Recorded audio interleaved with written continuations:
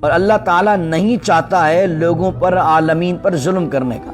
اللہ تعالیٰ ظلم کرنے والوں میں سے نہیں ہے۔ اللہ تو رحیم ہے، رحمان ہے، رؤوف ہے۔ اللہ تو رحم کرنا چاہتا ہے، لیکن آدمی گروہ میں بٹ کر اللہ کے دین سے دور ہو کر شرک کی وادیوں میں جا کر جب اپنے آپ پر خود ہی ظلم کرے اور جہنم کا اپنے آپ کو خود ہی مستحق بنا لے، تو یہ اللہ کی طرف سے ظلم نہیں ہے، آدمی کے اپنے اختیار کا ظلم ہے کہ اس نے واضح نشانیوں کے باوجود بھی حق کے راستے کو چھوڑ کر اپنے اختیار سے کفر کے راستے کو اختیار کیا، تو اپنی جان پر اس نے ظلم کیا کہ اپنی آخرت کو برباد کر لی۔ پھر فرمایا وَلِلَّهِ مَا فِي السَّمَاوَاتِ وَمَا فِي الْأَرْضِ وَإِلَى اللَّهِ تُرْجَعُ الْأُمُورُ۔ اور جو کچھ زمین میں ہے، جو کچھ آسمانوں میں ہے، سب اللہ ہی کی ملک ہے، سب اللہ کا ہے۔ وَإِلَى اللَّهِ تُرْجَعُ الْأُمُورُ، اور تمام کاموں کو اللہ کی طرف ہی لوٹنا ہے، مڑنا ہے۔ ساری چیزیں ایک دن اللہ کی بارگاہ میں پیش ہونی ہیں۔ تو جب اللہ رب العزت احکامات کو بیان کرتا ہے تو کہتا ہے وَلِلَّهِ مَا فِي السَّمَاوَاتِ وَمَا فِي الْأَرْضِ، تاکہ بندے کے ذہن میں یہ واضح رہے کہ منع کر کون رہا ہے اور حکم کون دے رہا ہے۔ منع وہ کر رہا ہے جو تمام زمین و آسمان کا مالک ہے، حکم وہ دے رہا ہے کرنے کا جو تمام زمین و آسمان کا مالک ہے۔ تو تم اپنے اختیار کے مالک نہیں ہو، بلکہ تم رب کے حکم کے پابند ہو۔ وَإِلَى اللَّهِ تُرْجَعُ الْأُمُورُ، اور یہ بات اس لیے کہہ دی جاتی ہے، اگر رب کی ملکیت کے اس شان کے سمجھنے کے باوجود بھی اگر تم ظلم و زیادتی کرتے ہو تو یاد رکھو وَإِلَى اللَّهِ تُرْجَعُ الْأُمُورُ، یہ دنیا فانی ہے، ایک دن اللہ رب العزت کی بارگاہ کے اندر تمہیں اور ہمیں کھڑا ہونا۔ صدری ویسر لی امری واحلل عقدۃ من لسانی یفقہوا قولی، اللہم صلی علی سیدنا و مولانا محمد معدن الجود والکرم وآلہ وصحبہ وبارک وسلم، ولا تکونوا کالذین تفرقوا واختلفوا من بعد ما جاءہم البینات واولئک لہم عذاب عظیم۔ صدق اللہ مولانا العظیم۔ آیت نمبر 105 میں اللہ رب العزت فرماتا ہے سورہ آل عمران کی، وَلَا تَكُونُوا كَالَّذِينَ تَفَرَّقُوا وَاخْتَلَفُوا، اور ان کی طرح نہ ہو جانا جنہوں نے تفرقہ کیا، گروہ میں بٹ گئے اور اختلاف کیا، من بعد ما جاءہم البینات، اس چیز کے بعد بھی کہ ان کے پاس اللہ کی طرف سے واضح نشانیاں آ چکی تھیں۔ یعنی بنی اسرائیل کے اندر اللہ رب العزت نے انعامات فرمائے، ان پر ایک کتاب کو نازل کیا، کئی انبیاء علیہم السلام کو ان میں بھیجا، ہدایت کے آنے کے بعد بھی واضح نشانیاں ہونے کے باوجود بھی انہوں نے اختلاف کیا چھوٹی چھوٹی باتوں پر اور فرقوں میں بٹ گئے۔ اللہ کہتا ہے وَأُولَئِكَ لَهُمْ عَذَابٌ عَظِيمٌ، اور جنہوں نے اللہ کے دین میں اختلاف کیا، فرقوں میں بٹ گئے، ان کے لیے پھر دردناک عذاب ہے۔ یوم تبیض وجوہ وتسود وجوہ، اور قیامت کا دن جب آئے گا وہ دن وہ ہوگا تبیض وجوہ، کتنے ہی چہرے ہوں گے جو چمک والے ہوں گے، سفید ہوں گے، وتسود وجوہ، کتنے ہی چہرے کالے ہوں گے۔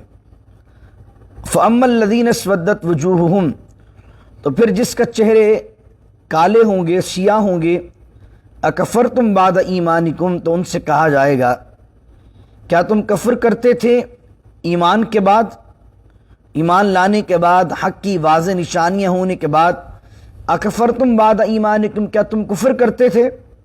فذوقوا العذاب بما کنتم تکفرون، اور جو تم کفر کرتے تھے اس کے حوالے سے اب تم عذاب کو چکھو۔ فذوقوا العذاب بما کنتم تکفرون، قیامت کے دن ان لوگوں سے جو اللہ کے دین کی جڑوں کو کھوکھلا کرنے کی کوشش کرتے ہیں اور اصولیات دین میں جو اصل سے تعلقات رکھتے ہیں، معاملات ان میں اختلاف کرتے ہیں، تو ان کے لیے یہ بات بیان کی جا رہی ہے۔ اللہ کہتا ہے وَأَمَّا الَّذِينَ ابْيَضَّتْ وُجُوهُهُمْ فَفِي رَحْمَةِ اللَّهِ، اور وہ لوگ جن کے چہرے چمک والے ہوں گے، جن کے چہرے چمک رہے ہوں گے، وائٹ ہوں گے، سفید ہوں گے، ففی رحمت اللہ، تو وہ تو اللہ کی رحمت میں ہوں گے، اللہ کی رحمت سے جنت میں ہوں گے، ہم فیہا خالدون، اور ہمیشہ ہمیشہ وہ جنت میں رہیں گے۔ تلک آیات اللہ نتلوہا علیک بالحق، اللہ کہتا ہے یہ ہماری آیات ہیں جن کو ہم تلاوت کرتے ہیں حبیب آپ پر حق کے ساتھ۔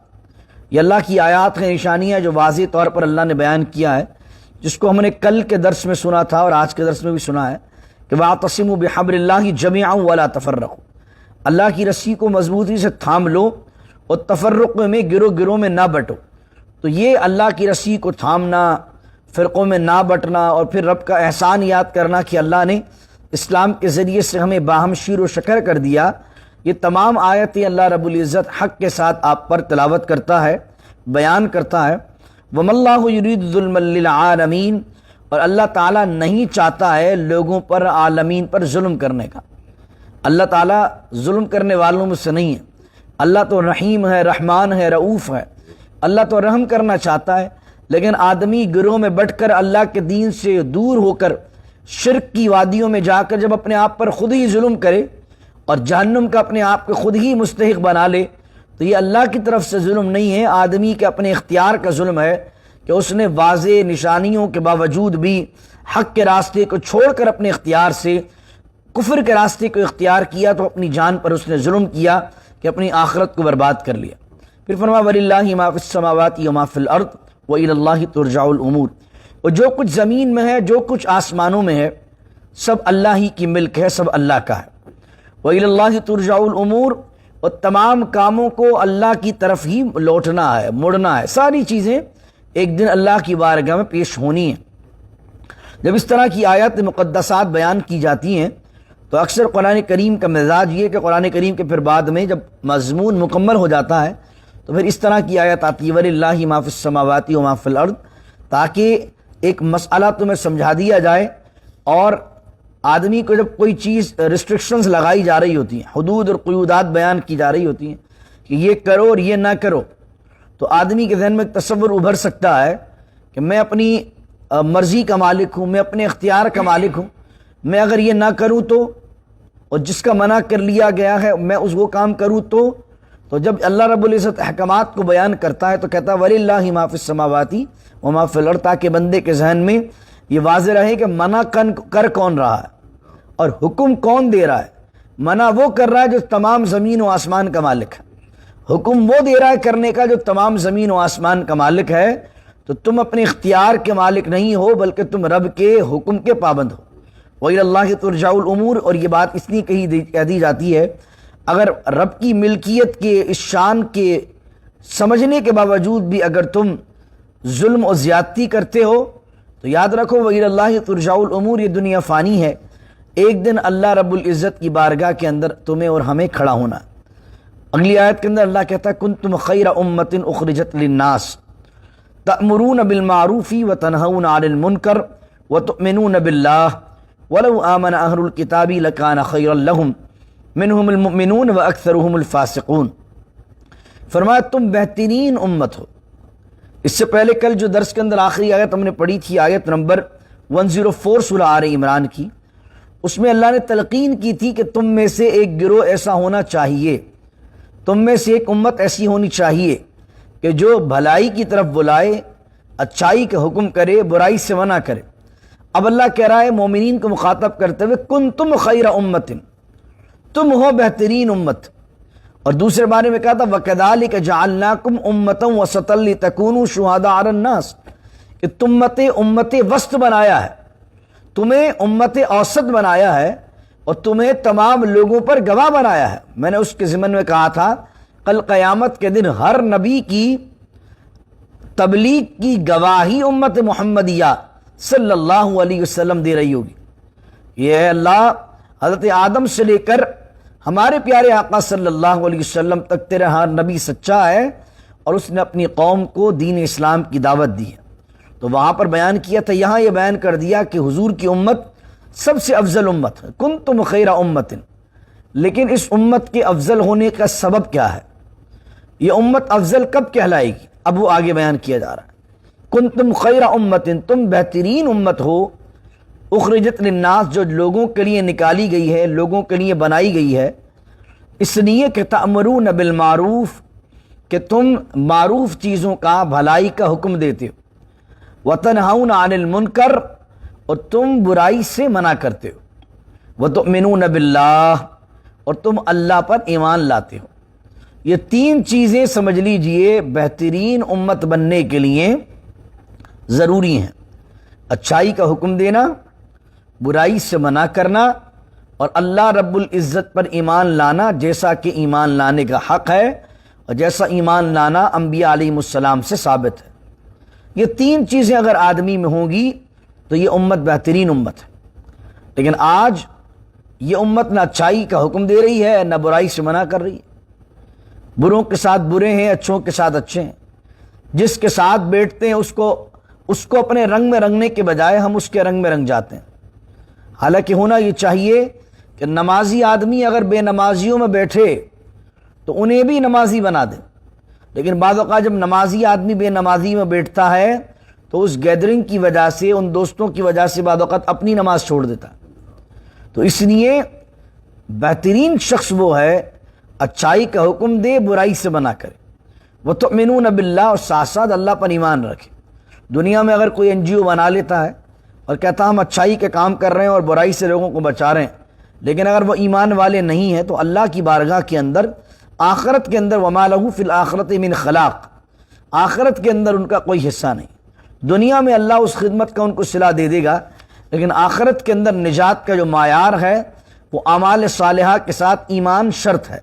ایمان اللہ اس کے رسول پر ہوگا تو اعمال صالحہ کا اجر آخرت میں بھی پائے گا، اور ایمان نہیں ہوگا تو جو نیک اعمال ہوں گے اللہ دنیا کے اندر ہی کافر کو اس کا صلہ دے دیتا ہے۔